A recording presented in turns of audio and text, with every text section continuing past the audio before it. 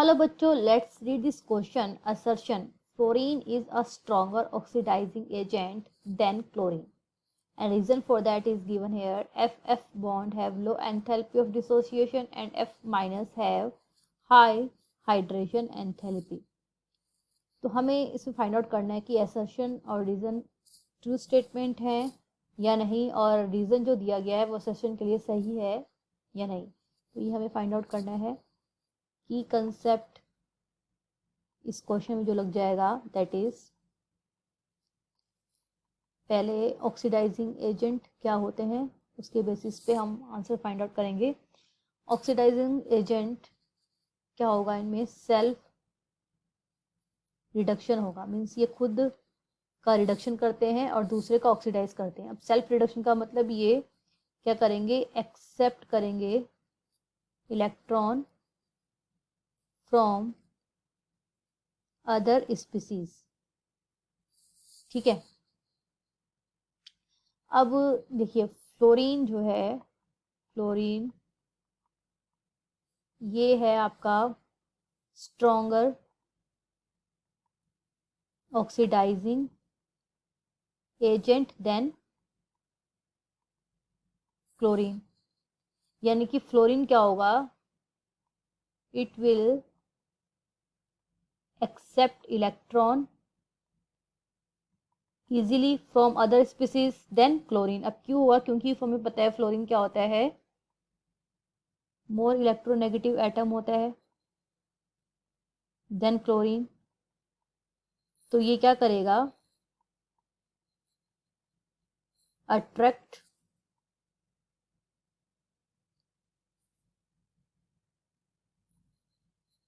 the lone pair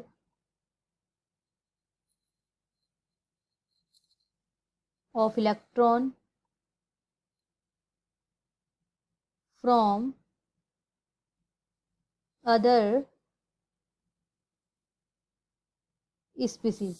तो ये करता है कि इलेक्ट्रोनेगेटिव ज़्यादा है, इसलिए इसके पास एबिलिटी होती है कि वो दूसरी स्पीसीज से इलेक्ट्रॉन्स को जल्दी अट्रैक्ट कर सके. तो इसलिए खुद का क्या कर लेता है, ये रिडक्शन कर लेता है. अब अट्रैक्ट कर रहा है यानी कि क्या कर लेगा, रिडक्शन इटसेल्फ, खुद का रिडक्शन कर ले रहा है, इसलिए ये क्या कर लाएगा, ऑक्सीडाइजिंग एजेंट. क्लोरीन से ज़्यादा अच्छा ऑक्सीडाइजिंग एजेंट होगा. लेकिन अब इस प्रोसेस को हम ढंग से समझे और इसके पीछे का जो एग्जैक्ट रीज़न है वो देखते हैं क्या है. देखिए फ्लोरीन या कोई भी हेलोजन गैस कैसे इलेक्ट्रॉन एक्सेप्ट करती है. जैसे मैंने फ्लोरीन ले लिया तो ये होता है F2, गैसियस फेज में. हेलोजन हमें पता है डायटोमिक फॉर्म में होती है. तो ये क्या करेगा, 2 इलेक्ट्रॉन एक्सेप्ट करेगा और आयनिक फॉर्म में कन्वर्ट हो जाएगा 2F माइनस, और ये एक्वस फेज में रहती है.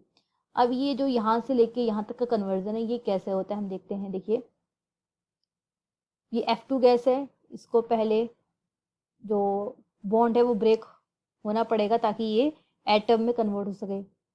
एटोमाइजेशन हो जाएगा, मतलब यहाँ पे 2F इन गैसियस फेज. यहाँ पे क्या हुआ, बॉन्ड डिसोसिएशन हुआ है. किसके बीच में, फ्लोरीन और फ्लोरीन के बीच में बॉन्ड डिसोसिएशन. ठीक है. अब बॉन्ड डिसोसिएट हो रहा है तो जो एनर्जी रिक्वायर्ड होगी वो बॉन्ड डिसोसिएशन एनर्जी होगी. तो यहाँ पे क्या लगेगी, बॉन्ड डिसोसिएशन एनर्जी. फिर इसके बाद ये जो 2 फ्लोरीन एटम आ गए हमारे पास, ये 2 इलेक्ट्रॉन गेन करेंगे क्योंकि 2 फ्लोरीन है, और इस पर माइनस चार्ज आ जाएगा. ये स्टिल गैसियस फेज में होंगे.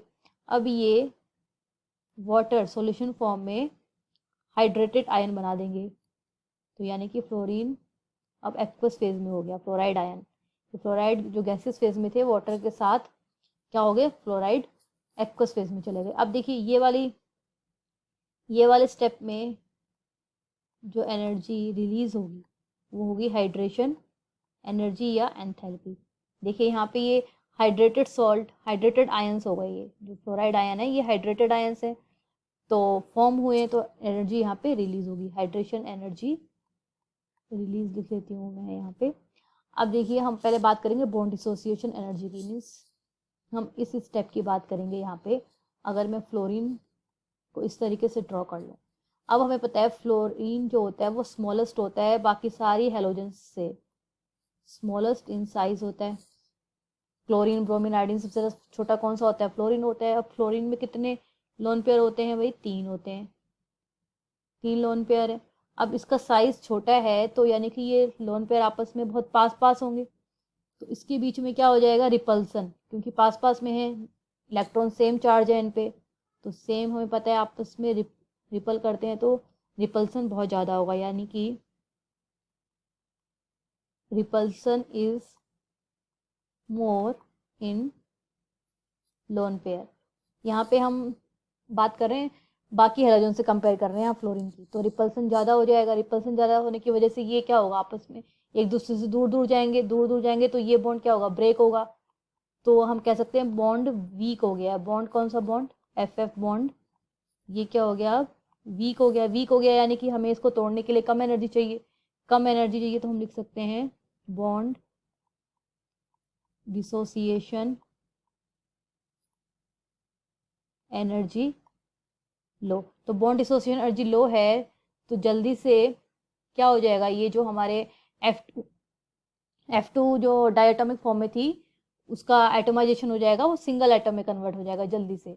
अब जल्दी से कन्वर्ट हो गया बॉन्ड डिसोसिएशन एनर्जी में, फिर इसने इलेक्ट्रॉन गेन कर लिए। यहाँ पे इलेक्ट्रॉन गेन क्यों कर लिए? क्योंकि ये मोर इलेक्ट्रोनेगेटिव है, तो इलेक्ट्रॉन गेन कर लेगा जल्दी से, तो ये फ्लोराइड आयन में कन्वर्ट हो जाएगा। यहाँ पे कन्वर्ट हो गया। अब हम इस स्टेप की बात करेंगे, hydration energy release.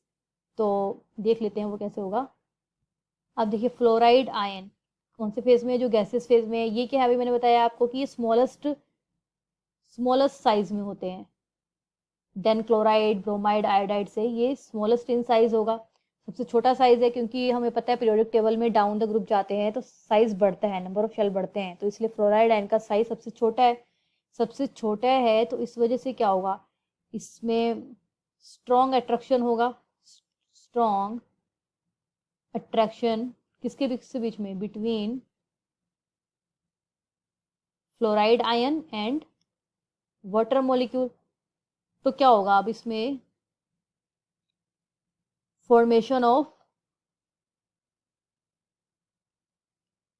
Hydrated ion. क्या होगा? जल्दी हो जाएगा, इजीली हो जाएगा। अब जल्दी हो जाएगा तो दैट मीन्स आगे देखते हैं हम। अब यहाँ पे हम हाइड्रेटेड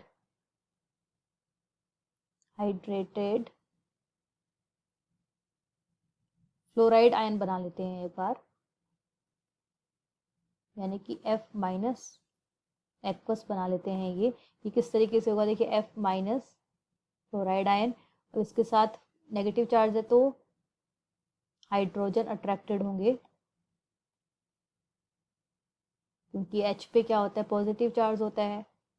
यहाँ पे एक H होगा, ठीक है। इसी तरीके से दूसरा वाटर मॉलिक्यूल भी इसके साथ अट्रैक्टेड होगा इस तरीके से। तो ये एक हमारा एक हाइड्रेटेड आयन बन गया। अब इसमें इसको फॉर्म होने में जो एनर्जी रिलीज होगी, एनर्जी जो रिलीज होगी उसे हम क्या बोल देते हैं? हाइड्रेशन एंथैल्पी, ठीक है।